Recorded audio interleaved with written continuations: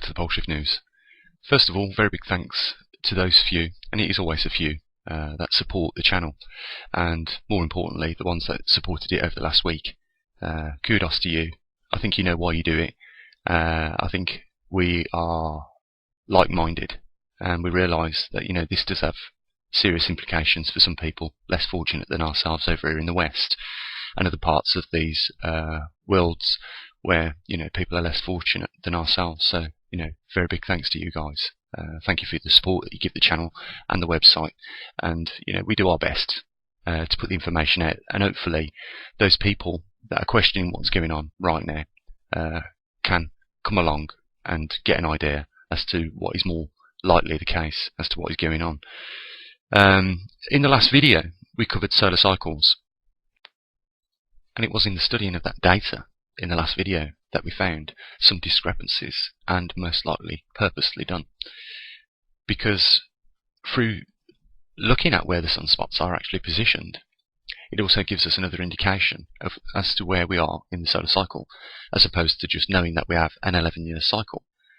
If we concentrate on the sunspots and where they're positioned, we'll know whereabouts the sun is in its cycle, instead of just taking for granted that it will go through its solar cycle on average every 11 to 12 years.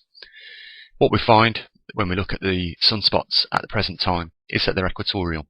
Not only this, that they are diminishing, means we're getting days without sunspots, and this is becoming more frequent in the later days of where we are right now. So we are clearly heading towards a minimum.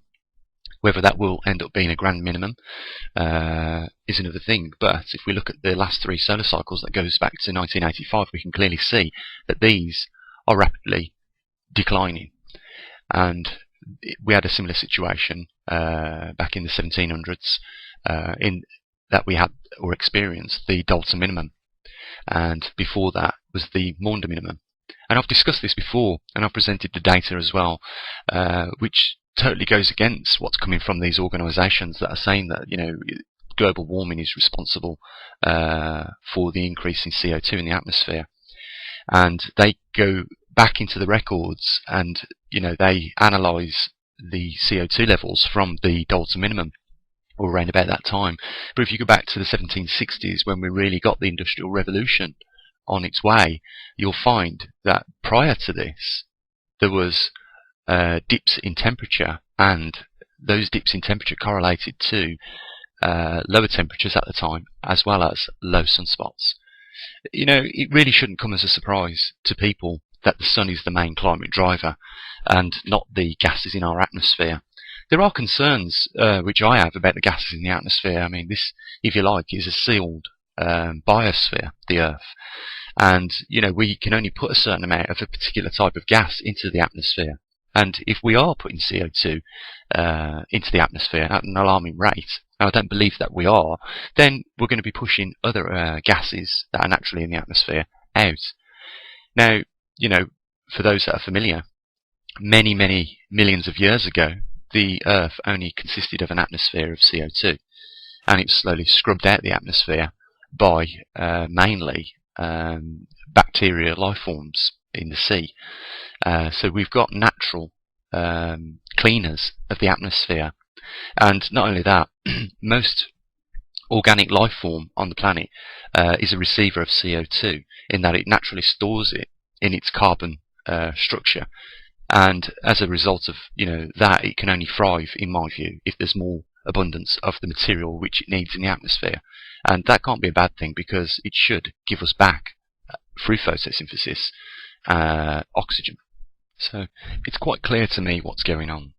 There is a cover-up, and I can only speculate as to why that is the case. It could be for many reasons. I mean, if we just look at what happened in Germany over the last week or so, when they announced that there could be possibly another Cold War scenario, and as a result of that, they asked people to stock up at least 10 days worth of food and water. Well, the result of this is that in some of the shops, people had wiped it out completely bare in panic. And you can just imagine, if we are facing possibly a Maunder minimum period, are what sort of implications that could have for these developed countries around the world, especially those developed countries that have many souls within those continents or on them continents within them countries. For instance, America, 300 million people, so on and so forth. I'm not going to mention all the amounts of people in the countries. You can just imagine yourselves. And then just think of what the implications of another Maunder minimum would be. Now, some people think, if we had solar flares that destroyed, the electrical infrastructure, such as what happened in the Carrington event, that would be, the end of our functioning system over here, because we're so heavily reliant on technology to, do pretty much anything these days. It's true. It would have massive implications. One of the biggest implications would be we just couldn't put the infrastructure back in place after it being devastated in a short burst of time. But equally, another Maunder minimum in this day and age will have the same effect. Some of you that live in some of the parts of the United States and Canada witness regularly what happens when you have severe winters and how the ice builds up on the power cables and, destroys them. It's the same sort of thing. Not only this, if we get prolonged cooler periods, it will have a knock-on effect on the crops. And I believe that this is the main reason why they are not being very truthful and forthcoming with the data as to what is going on. Now, we're only talking about one subject here. We're talking about solar cycles and how they affect climate and how climate affects people. We haven't yet discussed, and I think we should do, the implications of the magnetic pole reversal. Because if you think this is a big deal, the solar cycles and the implications that we could possibly face through that, and we are facing them at this present time, then I kid you not, you can amplify that 1,000-fold, no problems. And that's, the situation we're facing with the possible scenario with the, well, it's not possible, it is a scenario that we're facing with the magnetic pole shift. When this actually gets underway and we leave those strong magnetic field lines and go into the weaker magnetic field lines, it's a point of change. And it changes everything. It changes the magnetosphere, which is our protective shield against harmful cosmic rays. That in effect changes our biodiversity, puts it more at risk for cancer and things like that. But not only that, we'll be going through this during a time where we could possibly be in another prolonged winter. So crops are going to be devastated. We're going to take a double slap, if you like, off nature, and it's going to happen. The facts are before us. What we need to do with the evidence that we've got is just our best. Keep our eyes on whatever we can with regards to whatever equipment we can put together in an effort to monitor what's going on. And the only other thing we can do is inform people. I just want to briefly mention, this week I was watching a documentary about Indian farmers, and I've mentioned this time and time before, and I just want to reiterate the fact this is having a devastating effect on human beings, regardless of their ethnicity, religion, or whatever. You put yourself in their shoes. Your ancestors have passed down lands throughout generations, and you're the benefactor of those, and it is your ambition to do the same as what they have done, in that you'll pass it down to your children. And as a direct result of climate change, and drought in India, they are suffering massive crop failures, unprecedented, crop failures, and they're also using genetically modified seeds in order to get them through a guaranteed period of a crop. And the problem is when you select a crop that's better suited for a more droughted area, and all of a sudden you get flash floods, well, it just kills the crop. As a result, these farmers throw themselves into rivers, killing themselves, and take their lives in other many forms of way. And it's nothing short of a catastrophe. I say, if we just put our differences aside for one moment, these are human beings. They're the same as us, and we're all on this planet together. And it could well be us, and it not be just affecting them. It's a subject close to my heart. We're talking hundreds of thousands of farmers, not just from India, but from in these other eastern countries that are severely affected by these climate changes, and they're puzzled as to what's going on. And really what we need to be telling them is what best information that we've got to hand, and that is stick with the natural crops, the natural seeds, because these are the ones that have lasted the test of time. They have slowly evolved to the changing climates and whatever climate can throw at it, so they are more hearty crops. They don't produce the massive yields as some of these glorified GMOs would do in the ideal situations that they're supposed to grow in, but they do deliver at the end of their season, and a bit is better than worth.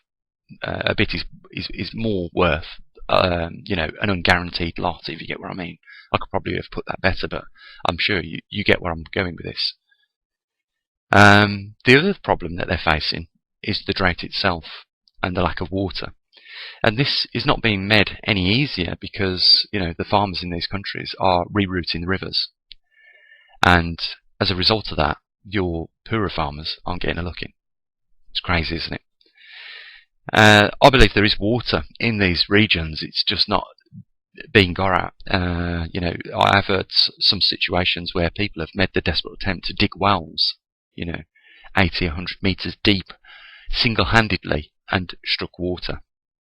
Now, if you could just imagine if the infrastructure over there was more geared up to boreholing and things like that, there'd be more water holes. People wouldn't be having to walk 10 to 15 miles with water canisters, and they wouldn't be just rationed with small amounts of water. These are things that we've got sitting idle in yards and compounds over in this country, this equipment, and yet it could be put to better use than just rusting there, by being used in a country where it could be delivering the most life-sustaining substance on this planet, water, fresh water to drink. With that and other desalinization technologies where we reverse for osmosis water from the oceans and produce clean drinking water, I'm sure we could resolve some of the problems these third world countries have if we were working together. I mean, who's going to come to our assistance in these first world countries that we're in right now? I mean, why should they help us in a time of crisis if we couldn't help them at the time of their crisis? It's a case of you scratch my back, brother, and I'll scratch yours. If you ask me, in an ideal world, that's the way it would work. But the reason, as I say, I believe they're not coming forth with the information and being clean with the data is because there is, large corporations that would be devastated if they did. So this is, a paradox which is caused through the want to earn money. And that's a sad deal, isn't it, really? When it always comes down to money, that stops things, happening.